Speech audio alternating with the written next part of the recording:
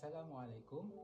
So ada satu soalan yang bertanya. Dia kata, bolehkah seorang pewasiat mewasiatkan harta beliau kepada kalangan waris sahaja? Okey. So jom kita jawab. Dah dengar kan? Okey, jawapan dia macam ni. Sebenarnya pewasiat tersebut boleh meletakkan hasrat sahaja di dalam wasiat beliau. Kalau kata contoh nak bagi sama rata, nak bagi nak lebihkan anak wanita, anak perempuan ke, tak ada masalah.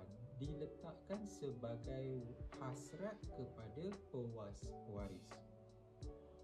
Tapi pada ketika berlakunya kematian dan apabila wasiat dibacakan, perlu dapat persetujuan di kalangan semua waris.